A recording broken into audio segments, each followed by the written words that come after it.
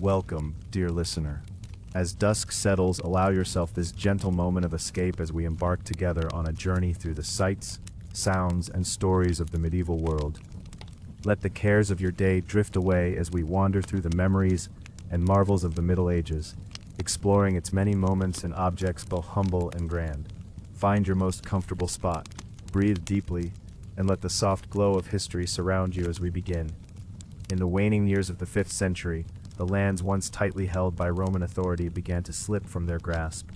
For centuries, the Western Roman Empire had brought order, law, and urban civilization across much of Western Europe.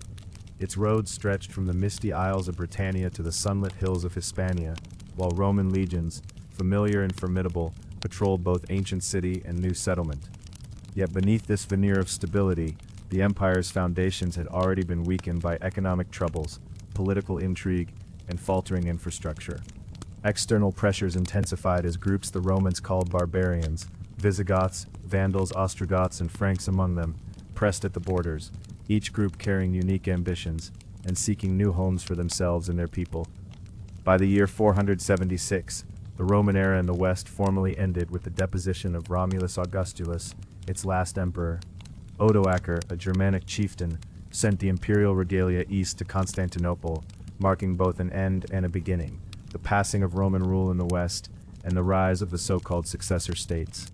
These new kingdoms, established by Germanic peoples who had entered or conquered Roman lands, differed from Rome in important but gradual ways.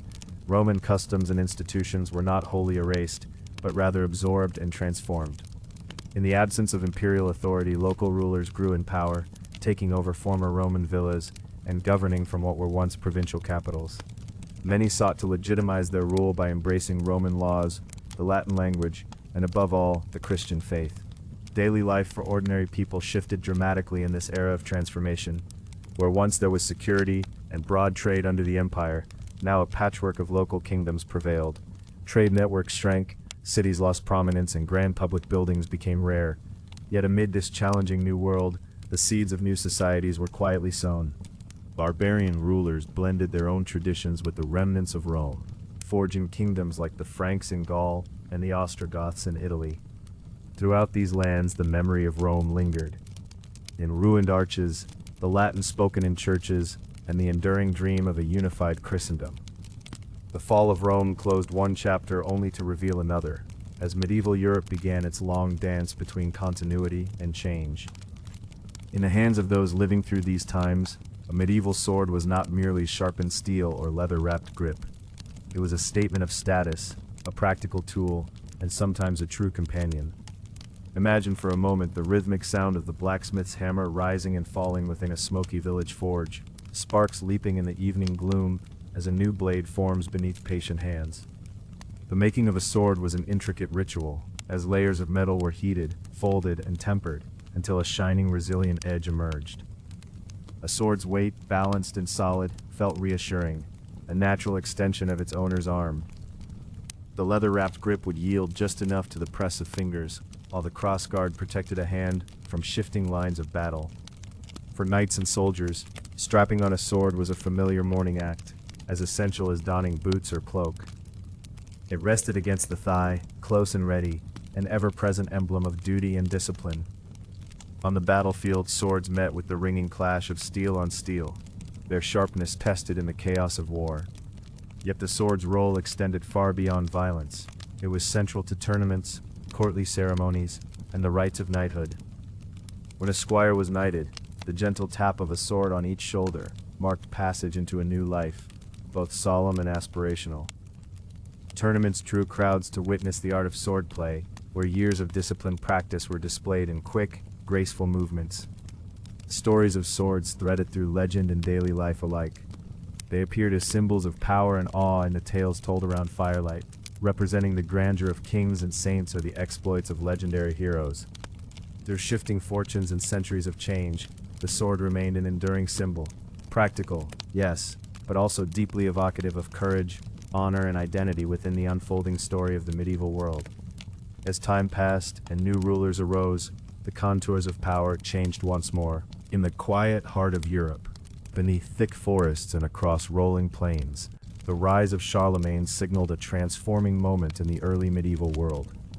Born in the year 742, Charlemagne inherited the kingdom of the Franks, and soon began stitching together a realm that stretched further and bound more diverse peoples than any since the fall of Rome. The 8th century was marked by uncertainty and the absence of a single unifying power. Against this unstable background, Charlemagne's ambition offered hope for order and renewal. When Charlemagne came to power, threats abounded. The kingdom faced raids and encroachment from Saxons to the north, Lombards from Italy, and Saracens from the south. With determination and formidable military skill, Charlemagne expanded and secured his borders, bringing most of Western Europe beneath one rule. But his vision extended far beyond conquest. On Christmas Day in the year 800, Pope Leo III crowned Charlemagne Emperor of the Romans in Rome, joining the spiritual inheritance of ancient Rome with the burgeoning might of the Franks. Charlemagne's reign was notable not only for military expansion, but also for far-reaching reforms. He reorganized his empire into counties supervised by loyal nobles, introduced royal envoys to keep those nobles in check, and made justice more regular and predictable. Perhaps his most profound legacy was the Carolingian Renaissance, a flowering of learning and culture that gathered scholars to his court in Aachen, encouraged the copying of ancient texts, and promoted study of the liberal arts. With these changes, Charlemagne ensured knowledge and literacy found renewed importance in his realm. The influence of Charlemagne's reforms lasted well beyond his own years. His promotion of learning and education resonated through monasteries and schools, and his centralization efforts set the pattern for later kingdoms. The blend of Roman traditions, Christianity, and Germanic customs created new cultural identities, patterns of governance, and enduring institutions. Even as his empire eventually fragmented, the concept of a unified Christian West survived to shape the ambitions of generations, a brief moment where the promise of order and illumination shone brightly over medieval Europe. Within this growing world of Carolingian power and splendor, everyday items acquired special resonance. The Carolingian coin, hammered from silver into bright, uneven discs, was one such object. It represented order and trust, bearing the name and authority of a distant king in a tangible form. In villages and towns, coins moved between palms and pouches, forging links from bustling markets in France to lonely crossroads in Italy. Each coin began as a blank, cut from silver sheets, carefully struck with engraved dies. Their surfaces felt uneven, ridged by human hands rather than machines, echoing both royal authority and personal labor. Carolingian coins brought distant lands together through trade and tribute. They paid for loaves of bread or tolls at river crossings, and they could be found far from home, buried below hearthstones or strung on cords as keepsakes. Even centuries later, these coins revived memories of connection and exchange, each one a relic of lives lived beneath larger tides of history, quietly enduring the passage of generations. As the Middle Ages advanced, new tides swept across Europe.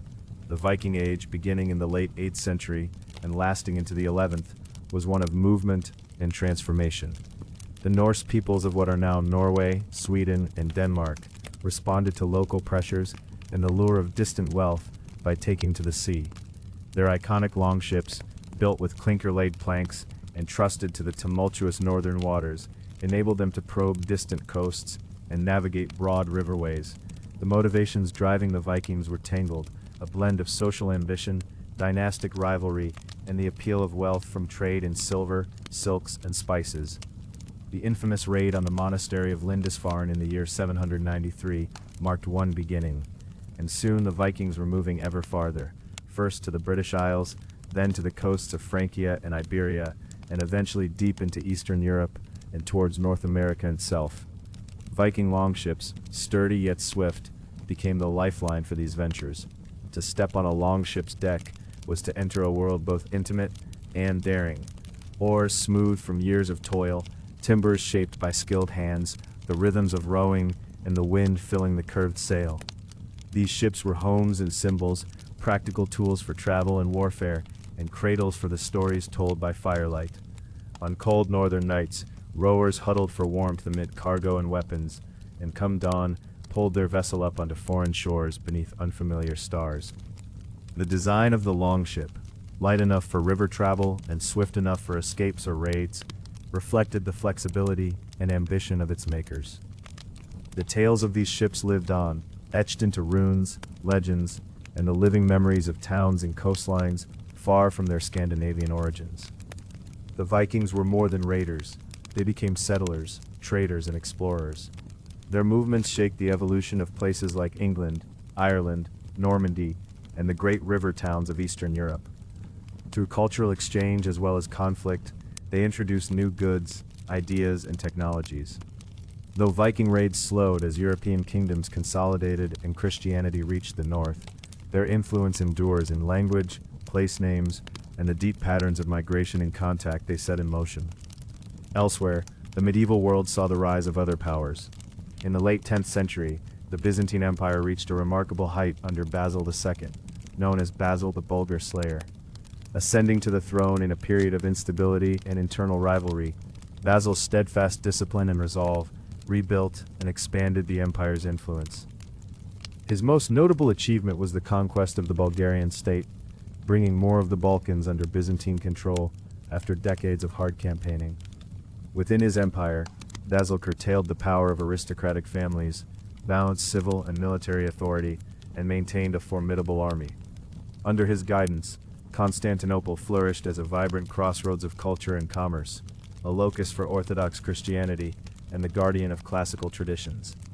Amidst the splendor of the Byzantine court, the ceremonial crown was a symbol of continuity, its gold filigree and gemstones reflecting the union of earth and the divine. When placed upon an emperor's head in the Hagia Sophia, it bound ruler to the spiritual and political destiny of the empire. The making of such a crown was itself an act of reverence, requiring skillful artisans to shape gold, set precious stones, and arrange pearls to catch shifting light. Each crown bore the gravity of office, inspiring awe in all who saw it, and serving as an enduring link between ruler and people. While most would never behold the crown up close, its image lingered in icons, coins, and mosaics. It set the standard for beauty and authority throughout Christendom, infusing stories and songs with visions of power, delicately balanced between heaven and the world of men. In every golden gleam, the crown reminded those who saw it, directly or through story, of the hopes and responsibilities their rulers bore on their behalf.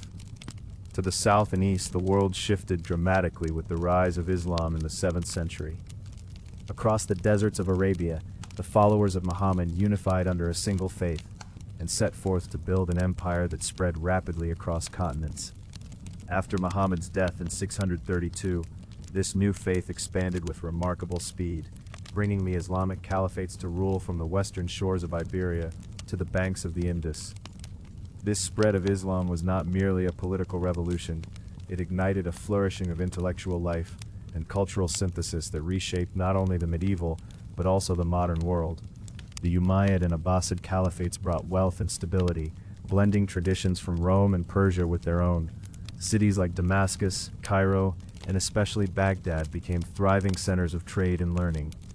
The House of Wisdom in Baghdad drew scholars of many faiths to translate and debate ancient works in mathematics, science, and literature.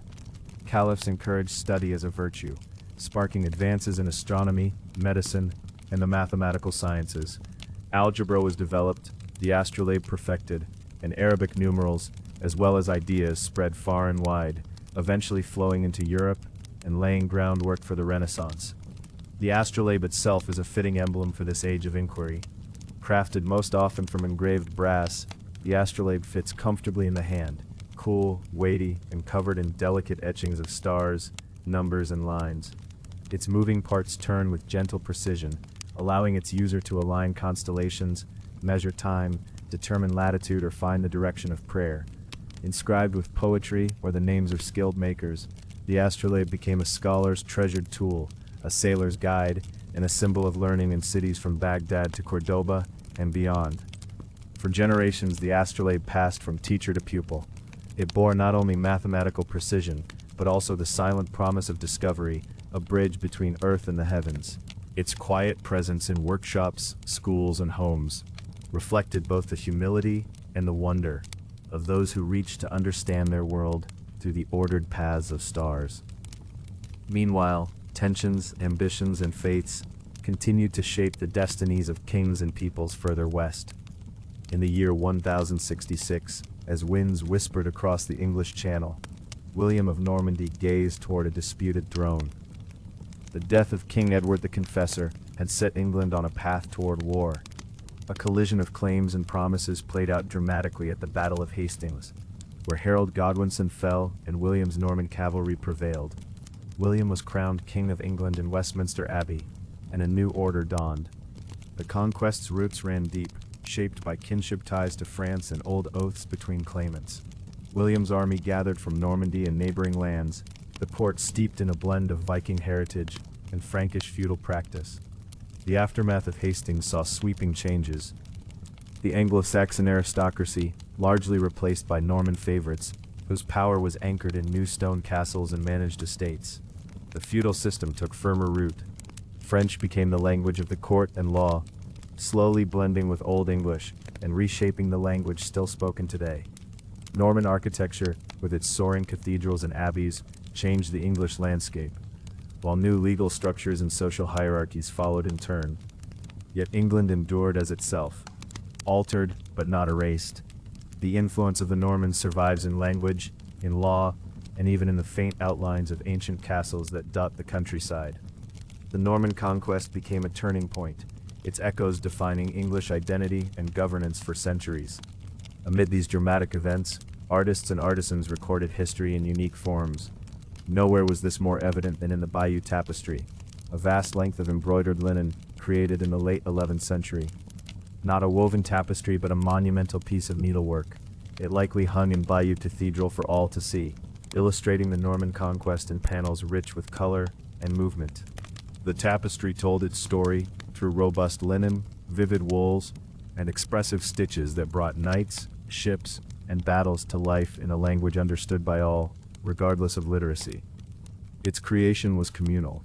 Women gathered in convents or noble halls, embroidering with patient skill as they shared stories and preserved memory in thread. The tapestry's texture, its resilience and vibrancy, made it both artwork and chronicle, a record of pivotal moments and everyday humanity alike.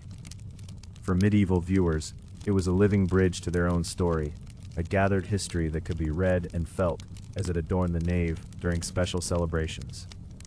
Simple yet regal, the bishop's ring offered silent testimony to the weight and continuity of spiritual leadership in medieval Christendom. By the end of the 11th century, the high call of the Crusades reverberated across Europe. Responding to Pope Urban II's plea for the liberation of Jerusalem, knights, nobles, and ordinary pilgrims set forth on perilous journeys. Spiritual devotion intertwined with fears for Christian access to holy sites, and the allure of adventure, prestige, or even new lands, drew men and women from every stratum of society. These great expeditions yielded both rout and victory. Initial Crusader states formed along the Levant's coast, only to face resistance, reconquest, and shifting tides that quickly altered the geopolitical landscape. Over decades of campaign, the Crusades left a thorny, enduring imprint. The fervor of holy war reshaped Christian-Muslim relations, introducing suspicion and hard boundaries where once there had been trade and cultural exchange. In the aftermath, the Mediterranean world's rhythm changed, as tales of glory and sorrow, loss and hope, bound together peoples once more separated by faith and ambition. At the heart of the crusading venture gleamed the Crusader sword, a weapon both utilitarian and symbolic. Forged in fire and sweat, hammered into shape by masterful hands, the double-edged blade held more than the promise of battle. The cross-shaped hilt echoed the ideals of faith. The scabbard bore the marks of journeys taken and vows made. Whether slung at the hip in the hush before dawn, drawn at the market in moments of tension, or pressed into the palm of a knight at prayer, the sword remained a faithful companion. Each nick and patch of wear told stories, tying warrior and tool together in a unity of purpose and meaning. For hundreds of years, the sword marked the path of a crusader, witness to triumph and tragedy, devotion and doubt. The blade's gleam could inspire awe or comfort, its presence a reminder of battles fought and journeys not yet ended. In every sense, it was more than a weapon. It was the living echo of vows and sacrifices made in the long pursuit of destiny. As the Middle Ages unfolded, kings and commoners alike found their ambitions and anxieties reflected in changing legal traditions.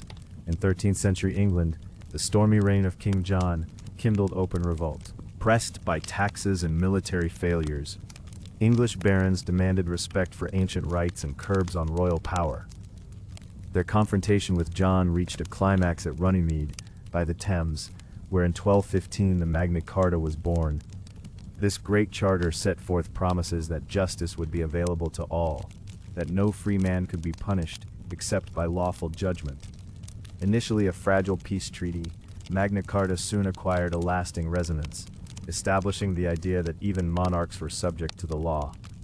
Over ensuing decades, its strongest clauses were renewed by later kings, shaping English constitutional tradition and resonating through centuries as a beacon for liberty and lawful governance. Amid the quiet discipline of the scriptorium, parchment manuscripts emerged as testaments to devotion, skill, and continuity.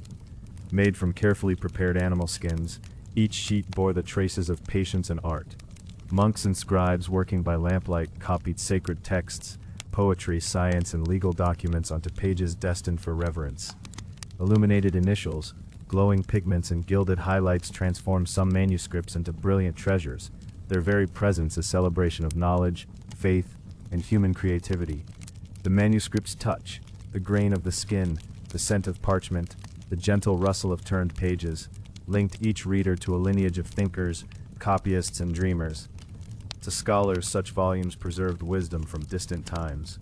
In courts, charters became the backbone of law and property. Through these hand-rendered books, the ideas and hopes of generations traveled securely, woven into the great tapestry of medieval culture. Yet all of medieval life was subject to chance and change. In the 14th century, Europe faced the devastating sweep of the Black Death, a plague that darkened cities and villages with unprecedented speed and ferocity. Arriving first in Mediterranean ports around the year 1347, carried by ships and the tiny carriers of disease, the plague rapidly spread along roads and rivers, bringing fever, pain, and death to countless communities. In a few short years, as much as half of Europe's population may have died. The world was convulsed by loss, fear, and uncertainty. Out of this crucible came profound transformation. Labor shortages gave peasants and workers newfound leverage. Old feudal certainties began to falter as wages rose and legal status shifted. Art, culture, and religion reflected the trauma, sometimes turning darker, sometimes seeking consolation and renewal. The survivors were marked by loss, but also a new sense of agency, resilience, and possibility, a readiness to build again amid the shadows of tragedy. Among the evocative icons of this era stands the mask of the plague doctor, shaped from rigid, waxed leather to mimic the beak of an otherworldly bird. Glass set into narrow eye holes, a hollow beak filled with fragrant herbs and spices. This mask offered both dubious protection and a stark badge of office. Heavy and isolating, its presence muffled the world, set apart its wearer, and sometimes brought a hesitant hope to those visited.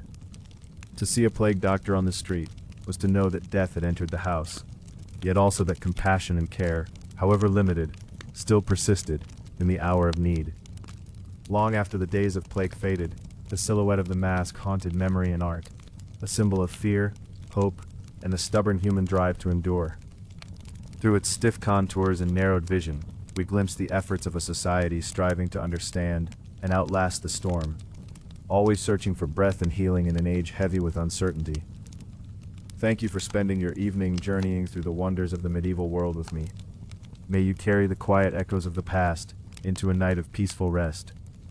Until our next adventure, sleep well and let history inspire your dreams.